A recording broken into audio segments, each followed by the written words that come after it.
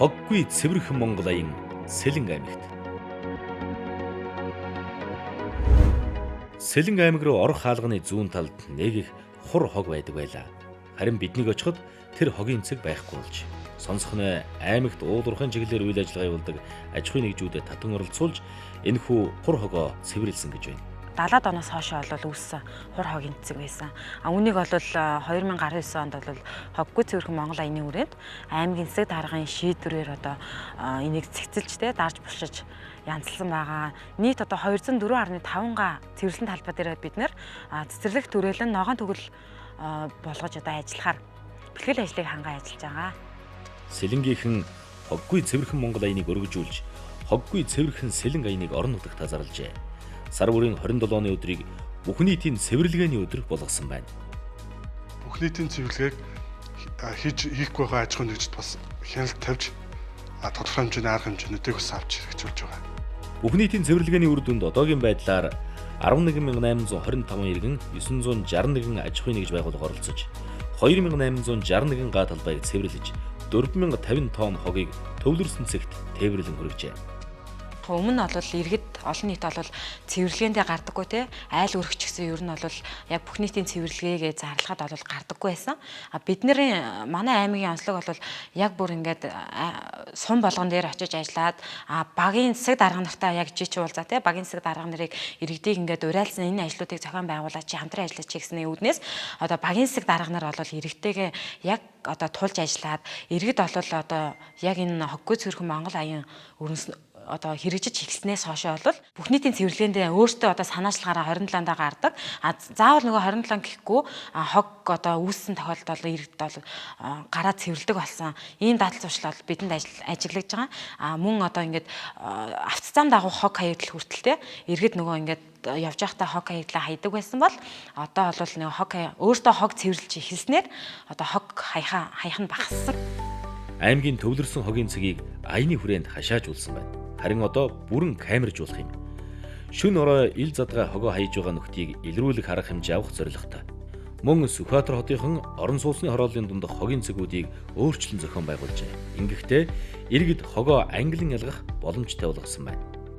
Яг ийм төвлөрсөн ийм ялгадаг хогийн цэг байгаагүй байхад бол ер нь хэцүү байсан л да.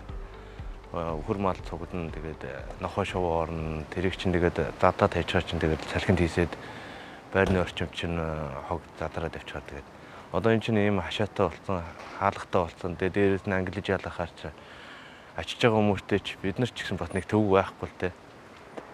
Одоо уутнаасаа гаргаалаа гэдэг уутаар нь ялгаа тавьчихаар нэг тийм төвхтэй асуудал байхгүй. Энэ хамаагүй цэвэрхэн болчихж байгаа очны хувьд бол. Хогийн савны шинжилгээг хувийн хвшлийнхэн ч дуурайн нэвтрүүлжээ. Тухайлбал Баян супермаркетийнхэн гадна болон доторх хогийн саваа ангилан ялгадаг болгосон байна. Гадаа хогиндоо бас ялгаж хайрчнуудаа задлж нэг талд нь хийн хүн авах боломжтойг нь боломжгүйг нь ялгаад ангилан ялгаж хийдэг. Дотроо бас 3-4 төрлөөр ялгаад хийждэг байхгүй хогинуудаа. Ачаат нэг амар байгаа байхгүй. Хүмүүс ахыгаа авчин авахгүйг нь хот агталтаас хүмүүс ирээд ачаа явждаг болох тийм. Тийм учраас бидэд хогоо ангилан ялгаж байгаа. Хоггүй цэвэр Монгол Сэлэнг гэсэн энэ аяны хүрээнд манай сургуулийн хамт олон маш олон төрлийн ажлууд, сургалтуудыг зохион байгуулсан. За үүний үр дүнд бол мөн сурагчдаа зөв дадал хэвшилт болоод бид нар сургаж хэвсээ. За үүний нэг жишээ болоод манай сургуулийн сурагчид мөн багш ажилчид маань бол хогоо ангилж хайж хэвш сурсан байгаа. За эхний юунд бол цаас, хоёр дахь савнд бол хуванцар хог хаягдл, 3 дугаарт нь бол ахын хог хаягдл. За тэнд бол мөн нөгөө хамгийн хортой хог хаягдл бол нөгөө патрэ хаягдлыг гэр орондоо байгаа патрэга хүүхдүүд авчиж хийж цуглуулах их мэдлэгийн зөв дадал хэвшилт бол хүүхдүүд маань сурч хэвшиж байна. Ногоон паспорт аян хүүхдүүдийг маш их өөрчилж байгаа. Байгалаа хамгаалах гэсэн сэтгэл зүтгэл хүүхэд бүрээс харагдаж байгаа гэж сургуулийнхан ярьж байна. За ногоон паспорт аяны хүрээнд манай сургуулийн сурагчдад маш их идэвхтэй олон төрлийн үйл ажиллагаанд зохион оролцдог. За жишээлх юм бол сая байгаль орчны яамнаас зохион байгуулсан нэг удаагийн нийлэг ууднаас татгалзъя гэсэн юм дууралдаанд манай сургуулийн хүүхдүүд мэдээлэл технологийн багштайгаа хамтарч одоо видео бичлэгийн уралдаанд төрүүлээд аймагтаа төрүүлээд за олон улсын найрамдал тусланд амрах эрхийн бичгээр шагнагдаж 5 хоног одоо багш сурагчтайгаа хамт амраад ирсэн. Сайхан сумын номгон цэцгнийг онцолж ярихад бол ногоон пассворд эзэмшигч ерхий боловсролын сурагчид нь маш шитэг санаачлахтай өөрсдөө одоо цахим орчинд одоо хаяг үүсгэсэн нөгөө хүүхдүүдэд бол маш одоо тий хог хаягдлаа англин ялгах, хог хаягдлын одоо нөгөө байгаль задрах хугацаа одоо иргэдийн тий санал санаачлахыг өөрчлөх, хандлагыг өөрчлөх маш олон ажлуудыг одоо зохион байгуулдаг. Мөн сайхан сумын номгон цэцгний эко клубын ахлагч одоо хонгор зул гэдэг охин бол тэр номгон тосгоны иргэдийг хоггүй цэвэрхэн номгон тосгон болгоход бол маш сайн үүрэг оройлтой оролцож байгаа. Ерөнхий боловсролын сургуулийн 900 орчим сурагч 1000 гаруй иргэнд байгаль хамгаалах сургалт хийсэн. Мөн сурагчдыг хамруулсан эко аялал тогтмол зохион байгуулдаг байна. 11 ерөнхий боловсролын сургуулийн 220 сурагчийг хамруулсан энэ эко аяллыг зохион байгуулсан. Тэгэхэд бол ингээ хүүхдүүдийг ажиллаж байхад маршрутын хугацаанд бол нэг ширхэгч ундааны сав ажиглагддаггүй, нэг ширхэгч хүнсний бүтээгдэхүүний гялгаар хайдаггүй. Энд маш их сэтгэл хангалуун байдаг. Энэ бүхний үр өгөөж нь байгаль орчин ажилтнуудын яамнаас зохион байгуулсан ногоон пассворд аян болон хоггүй цэвэрхэн Монгол аяны хүрээнд хэрэгжүүлсэн арга хэмжээ болов. Сэлэнг аймаг дотоодын аялагчдын хөл ихтэй. Тужийн нарсны сэргээсэн талбайд ажиглалтын самхаг барьж хүмүүсийг харуулдаг болсон. Гэхдээ энд хогийн цэг байгууллаггүйгээр нэг зүйлийг туршиж үзсэн гэж байна. Нэг иргэн тортой хог хаяхад ерөөсөө 7 хоногийн дараа очиход тэнд машин хог төвлөрсөн байдаг. Зүгээр иргэн уусан уусныхаа савыг хаяхаас гадна тэнд машинд байгаа бүх хогийг хайдаг учраас бид нар энэ эрсдлийг тооцоод хогийн цэг байгуулахыг хүсээгүй. Тэгэхээр иргэн та хогоо авчирсан бол тэр машинд багтаагаад аваад ирсэн бол буцаагаад аваа явцдаг байх. Ажиглалтын цамхыг байрснаас хойш 2 жилийн хугацаанд маш их үр дүнтэй санагдсан. Энэ хугацаанд бол цамхгийн хажууд ерөөсөө хур хог гэж бий болоогүй. Энэ аяны хүрээндээ бол бид нар бол аль болох байгаа орчныхоо хог шороог цэвэрлэх, за зөвхөн хог цэвэрлээ зогсохгүй цаашлаад бас энэ орчноо залуучууд нийлээд гараад нэг сайхан тогтчулцдаг. Одоо байнга төр засгийг одоо харж идэг энэ цагийг бол одоо болио хандлагын өөрчлөлөө гэдээ явж байгаа. Тэгээ би бас энэ ажилд нь оролцдог болохоор сайн мэдээд байна л та. Хамгийн нэн тэрүүнд одоо манай нийгэмдэр хийх шаардлагатай хог бол бид нар эхлээд тархинд хогоо цэвэрлэх хэрэгтэй. Тэгээд тэрэнд нөлөөллийн ажил маань бас энэ үйл ажиллагаанд бол нэлээд одоо түлхэц болно. Тэгээд тархинд хог буюу энэ ухамсараа хандлагаа сайжруулах юм бол манай байгаль их дэлхий бидний амьдарч байгаа гэр орон бол мэдээж хоггүй байгаадах боломжтой байгаадах. Манай Сэлэнг аймаг дугуун мөнгөийг эсгдэг холбоо байгуулсан байгаа. Тэгээд дугуйч төрний элбэг болсон. Тэр утгаараа тэгээд одоо аялал хийх хугацаанд зөвхөн дугуун унах биш. Бас байгаль дэлхийг хайрлах тийм зорилготой хамтарч тийм хог цэвэрлдэг. Ер нь тэгээд нэг юм олон арга хэмжээнүүд бусдад одоо туслах хэмжээний тиймэрхүү ер нь олон нийтийн арга хэмжээнүүдийг зохион байгуулж байгаа л да.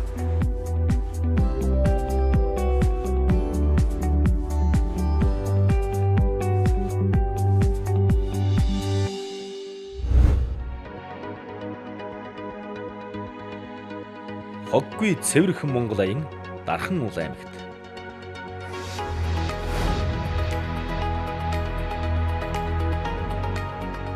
Ажилдүрийн Дархан хот Бурхантын хөндийд хараа голын эрэг дагуу сүндэрлэн. Манай улсын 2 дахь том хот болох Дархан эртнээсээ цэвэр цэмцгэр эмх цэгцтэй. Хараа голынхоо эрэг дагуу хотын иргэд болон аялагч амрагчид зун цагт бол бараг өдөр хүрээр хог хээгдэлж гисэн. Харин аймгийн байгаль орчин аялал жуулчлалын газар хараа голын хөндийг цэвэр цэмцгэр байлгахын тулд нэгэн арга бодож олжээ. Манай аймагт чинь энэ хараа гол дагаах газрууд аж ахуйн нэгжүүдэд хуурж өгсөн байдаг юм. Голын айсаа цэвэрхэн байх, улмаар нөгөө экосистемийн одоо нөгөө зөв оршин тогтнох үндэс нь одоо зөвөр эргээр ингэж явж байдаг. Энэ бас нэг улсын хэмжээнд сайн туршлага болох болов уу гэж би хөөгний зүгээс үзэж байгаа юм. Тэгээд бусад аймаг энэ гол дагуу оршдог одоо төв сөөрөн газрууд энэ томоохон үйлдвэр аж ахуй нэгжүүдтэй бас энэ голынхаа айсаудыг бас хариуцуулж ингэж ажиллавал бас сайн үр дүн үзүүлэх байхаа гэж бодож байна. Дархны томоохон үйлдвэр аж ахуй нэгжүүд хот төгчлөлт цэвэрлэгээний ажилд оролцож үүрэг хүлээдэг. Хүнд аж үйлдвэрийн хот учраас үйлдвэрүүдээс гарч байгаа тусгай хог хаягдлд онцгой анхаарч байгаль орчны мэрэгжилтнүүдийг ажилуулдаг байна. Хаврын одоо их цэвэрлэгээ гэж манай орон нутгад байнга явагдаж байдаг. Энд бол манай дархан төмөрлөгийн үйлдвэр өөрийнхөө одоо үйлдвэрийн орчны 10 га газрыг байнга цэвэрлэдэг. Үүнээс гадна одоо хараа голын захаар хуваарж гисэн газруудаар бас цэвэрлэгээ үйлчлэгийг хийдэг. Орон нутгаас явуулж байгаа томоохон хэмжээний цэвэрлэгээ үйлчлэгийн дээр машин механизм, техник тоног төхөөрөмжөөр тусалдаг. Ерөнхийдөө хог ангиллын ялгалтан дээр бас онцгой анхаарч ажиллаж байгаа. Технологийн хог хаягдаа тусна байршуулж тэндээсээ одоо анхан шатны боловсруулалт буюу дутуу хайсан металл хэсгийг ялгаж дахин ашигладаг.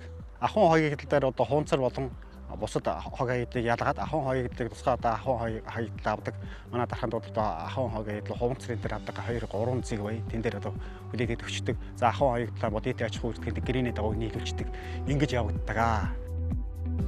Холив хог, ангил бол баялаг уряг дарханчууд бодитоор хэрэгжүүлж байна. Хог хаягдлыг дахин боловсруулдаг сан оргиу компанийн 5 төрлөөр нь ангилсан хогийг худалдаж авдаг байна. Уурштай үр дүн гэх юм бол нэгдүгürt манай аж ахуйн нэгж байгууллагууд манай өөрсдөө хог хаягдлаа ангилж ялгаад биднийг дуудаад тэрийгээ дээрээс нь үн төлбөртэйгээр авсан. За тэгэхээр бид нар хог хаягдлаа эргүүлээд мөнгө олгочихж байгаа. Тэгэнгүүтээ нөгөө байгууллагууд маань хувь хүмүүс маань өөрсдөө хуримтлал манай байгууллага дээр үүсгээд манай байгууллагаас үйлдвэрлэдэг одоо энэ хон сандал, хогийн сав, хуванцар одоо дахин боловсруулсан бүтээгдэхүүнүүдээс гадна тохиолдолтой зориулаад ингээ бүтээгдэхүүн авч тавьж байсан.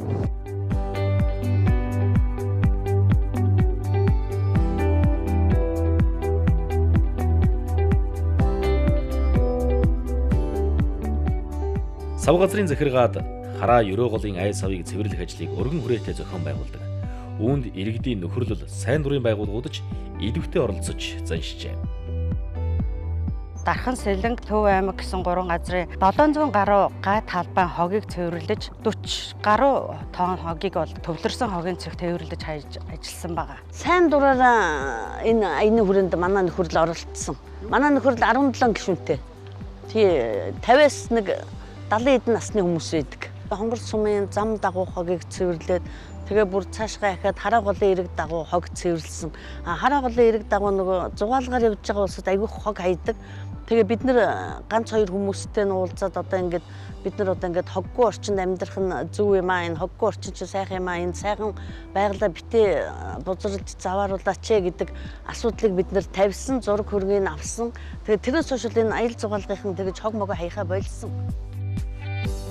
Манай нөхөрлөл болохоор хараа голын эрэг дагуу нөгөө нөхөн сэргээлт ойжуулт хийдэг. Тим нөхөрлөл. Одоо ус голоо хайрлж хамгаалъя гэсэн шугамар сайн дурын хүмүүс нийлж байгуулагдсан тим нөхөрлөл байгаа. Ойн нөхөрлөлүүд хоггүй цэвэрхэн Монголын төлөө мөн хүчээ нэгтгэдэг. Ногоон байгууламжтай мод буттай газарт хүн хог хаяжхыг гэсэн сэтэл төрдгүй. Тиймээс хогтой тэмцэх нэг арга бол мод тарьж орчноо ногооруулах ажил гэж тэд үзэж байна. Байгаль орчноо шатгаа байхад гэр орныхаа орчин тойрноо цэвэр байдаг. Гэхдээ ядахтаа нэг мод тарьчих юмсан тий. Бид нар эцсээс нь мод тарьж л энэ байгалыг хамгаалахгүй шээ яах юм. Одоо манайх шиг бол одоо өөрийгөө магтчих юм биш. Манай хонгор тавьчихад очиж манай хойд сансарт болоо ирсэ. Байгааг мод сансар би хонгорын сансарт байдаг байхгүй. Манай тэр орчин бол тэр чигтээ модтой байгаа. Би одоо энд очиод бүр ямар ч газар яваад очихдгүй энд нэг мод тарьчих юмсан. Хүний сэтгэлгээ бол тийм болд юм байна. Энэ бол хойч болон залуучууд бол хэрэгтэй л дээ. Цэцэрлэгийн хүүхдүүд хүртэл одоо хог хаях муухай гэд чихэргээ цаасыг хүртэл аваад кармалж байгаа шүү дээ. Тэгэхэд том улсууд бол ингэ ухамсарлах хэрэгтэй шүү дээ. Гоё орчинд гоё амьдрах чинь хичнээн сайхан билээ те. Хандлага маань өөрчлөгдөж хөдөлгөөнтэй байх. Дээрээс нь байгаль орчинтой ээлтэй байх. Хоггүй цэмцгэр орчинд амьдрах хүсэл сонирхол бидний болон клубын гэлтгүүн одооны залуусын хандлага шал өөр болсонтой уялдаад өөрчлөгдөж байна. Манай Дархан хот бол бусад хот аймагуд аймгийн төвүүдийг бодоход бол харьцангуй цэвэр, ийм сайхан соёлтой, ард иргэдтэй, залуучуудтай цэвэр цэмцгэр хот гэж бодож явдаг. Тэрүүгээрээ ч бахархдаг. Дархан ч угаасаа зарчимтай залуучууд хотхон болсон. Тэрийг хоггүй цэвэрхэн хот болгоё гэд бүх нийтээрээ ажиллаад хөдөлмөрлөөд тэгээд явчихсан. Одоо энэ хүмүүс айгүй ухамсартай болсон байна өө. Хог могоо хайна гэж байхгүй. Одоо бид нар чинь дор нэг чихэр эзэн чигээр хамаал явна. Тэгээ ер нь гайгүй шүү. Ер нь хог хаягдлууд ер нь дайггүй болсон.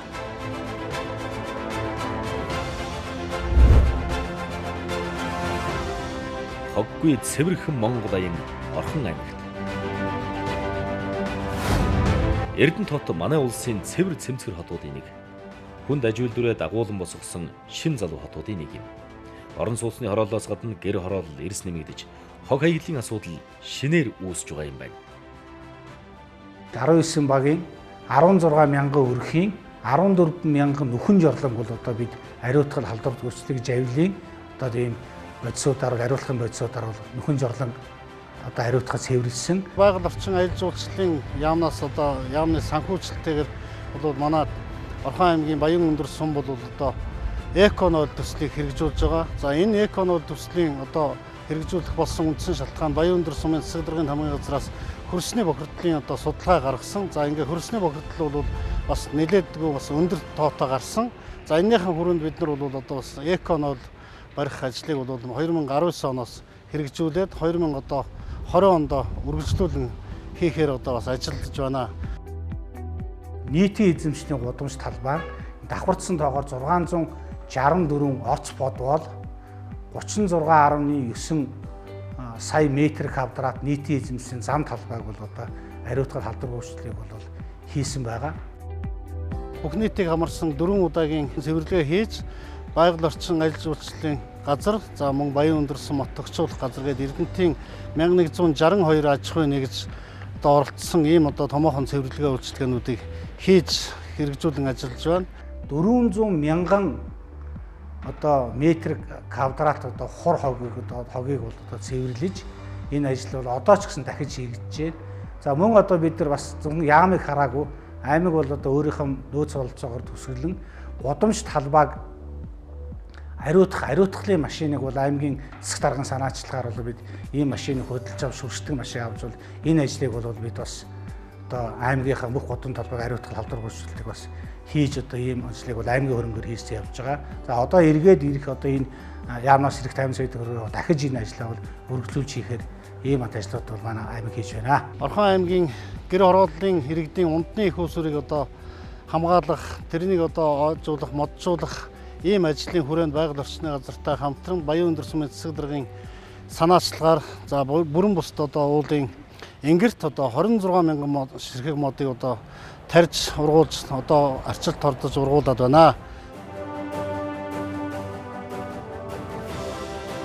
Эрдэнэт бол аж үйлдвэрийн хот. Тиймээс томоохон үйлдвэр аж ахуй нэгжүүдээс гарч байгаа хог хаягдлыг тусгайлан ялгаж устгах тогтолцоо зайлшгүй байдаг.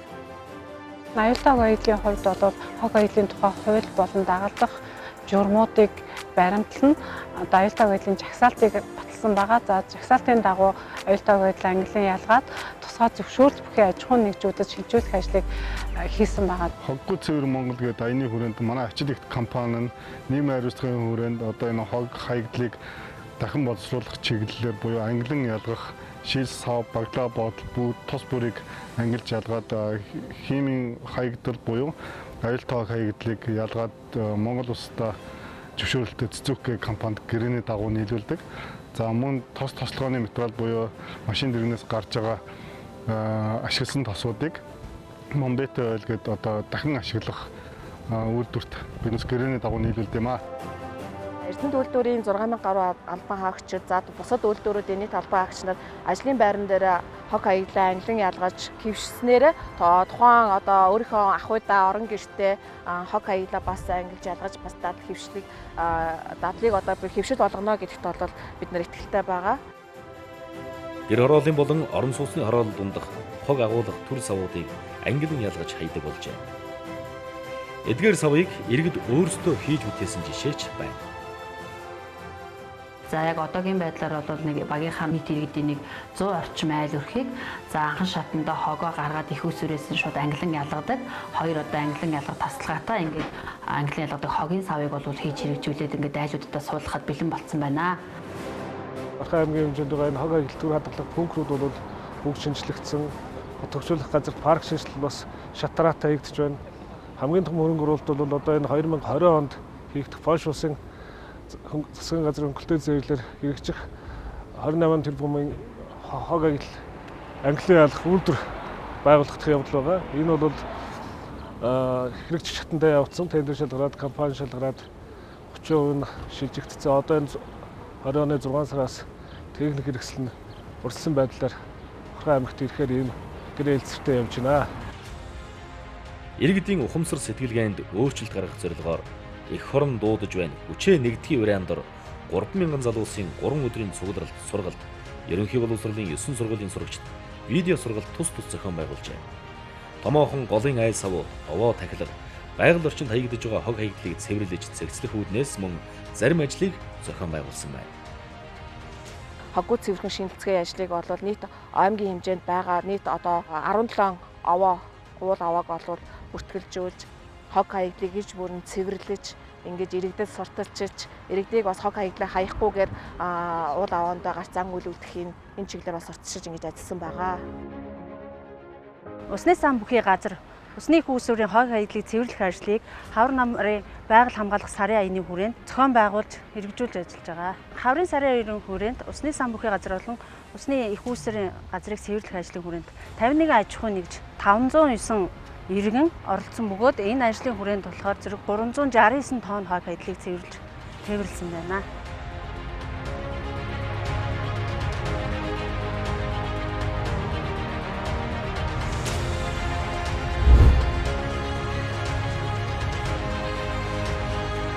Хоггүй цэвэрхэн Монгол аян Төв аймагт. Төв аймгийнхан их дэлхийг цэвэрлэх өдрийг өнгөрсөн 9-р сараас эхлэн зохиогуулжээ. 100 модны гол дагуулан 100 мод хотын төв дэх үерийн даланг цэвэрлэхэд 15 байгууллагын 800 орчим ажилтан тогтмол оролцож нийт 300 куб хог цэвэрлсэн байна.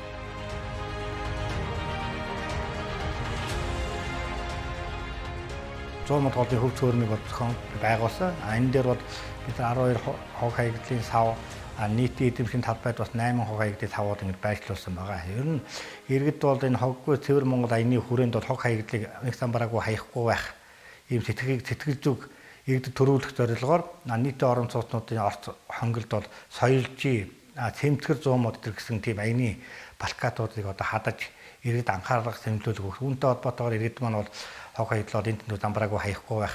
Мөн бүх нийтийн цэвэрлэгийг бол 8 удаа зохион байгуулсан. Энд бол иргэд бол идэх санаачлагтай оролцдог гэдэр болсон байгаа. Сүүлийн залуучууд эдгээр өөрсдийн идэх санаачлага 100 мод голоо цэвэрлэх өөрсдийн орчноо цэвэрлэх ажлуудыг зохион байгуулж хийж байгаа.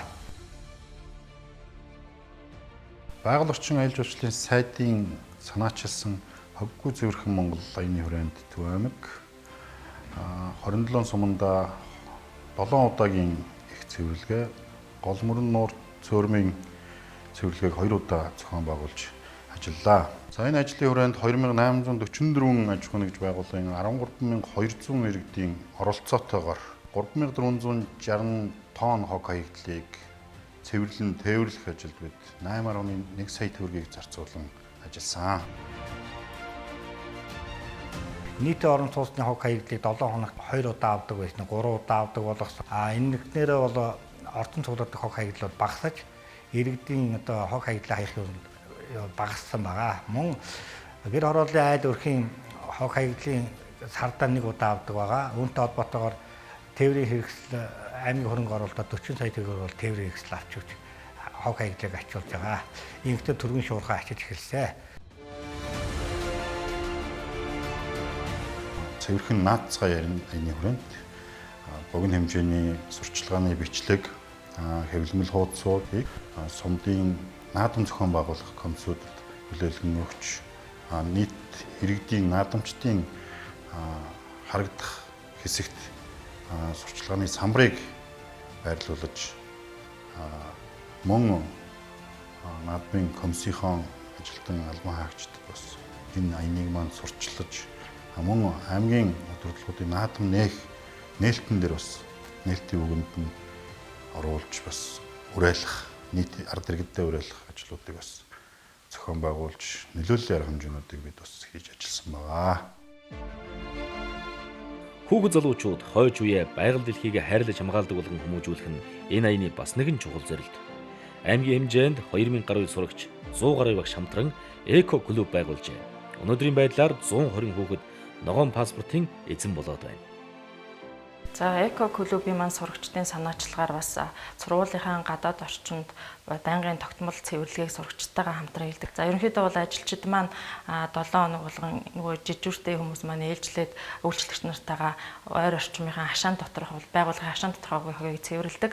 14 хоногт нэг удаа бол байгууллагын гарамтлын 50 м зайд хогийг цэвэрлэдэг байгаа. За энэ хог цэвэрлээд бол ангилж алгаж ачуулдаг. За сурагчид маань ерөнхийдөө бол хогоо ангидаа бол англин ялгаж одоо хувийн савндаа одоо хийж ачуулж хэвшиж сурсан.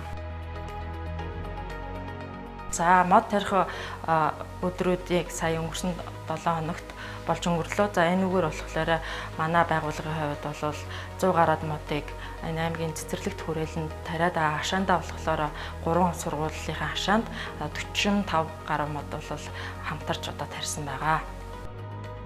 Орчноо цэвэр цэмцэр болгох ажилд цэцэрлэгийн бяцхан жаалуудч оролцдог. Унгалдан андуу цэцэрлэгийн хүүхдүүд багш нартайгаа нийлэн цэцэрлэгийнхээ эргэн тойронд 100 мод ут тарьсан байна.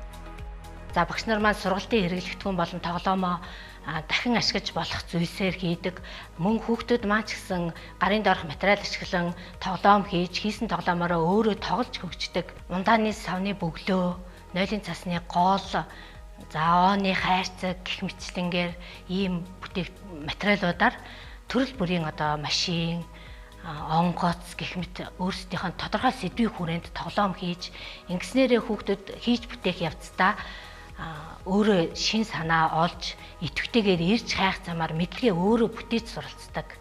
За мөн одоо хүүхдүүд гарын доорх материалаар хогийн саваа хийж англин ялгаж хийж сурж байгаа багасаа за мөн одоо хэрэгжилж байгаа бал харандааны саваа хүртэл янз бүрийн одоо материал ашиглаж өөрсдөө хийж ингээд байгаль орчиндөө ээлтэйгээр үйл ажиллагаагаа явуулж байгаа.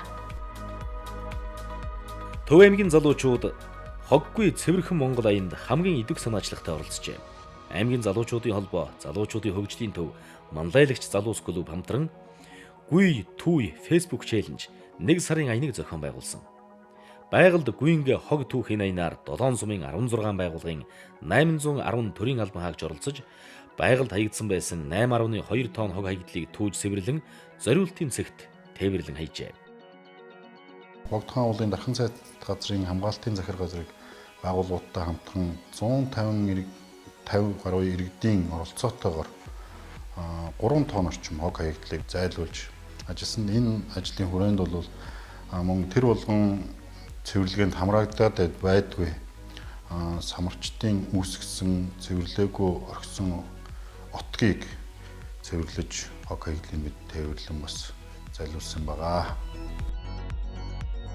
100 сумын хөгжүүлэх сангаас 15 сая төгрөгөөр бид нар Эрдэнэтгийн ганц тулгадаг иргэнд бол сум хөгжүүлэх сангаас зээл олгосон. Энэ иргэн маань өөрөө тухайн зээлийг аваад хог хаягдал төлөвлөсөн цэг дээр бол хог хаягдлыг ангилах тийм үйл ажиллагаа эхэлсэн. Үүнтэй холбоотойгоор 100 сум бол 19 онд орон сууцны хог хаягдаад гарсан хог хаягдлыг хогийн төлөвлөсөн цэг дээр ангилан 200 тонн гаруй дайвар бүтээгдэхүүнийг бол Улаанбаатар хотын түүхийн газар тушаасан байгаа. 100 мод голыг түшиглэн ногоон паспорт, ногоон төгөл цэцэрлэг түрээлэн 6 га газар байгуулж орон нутагт анх удаа задгай талбайн усан сан барьжээ. Залуучуудыг татах зорилгоор үнэгүй интернет орчин бий болгож усан ориглуур боловсон ариун цэврийн байгууламжийг хийсэн байна.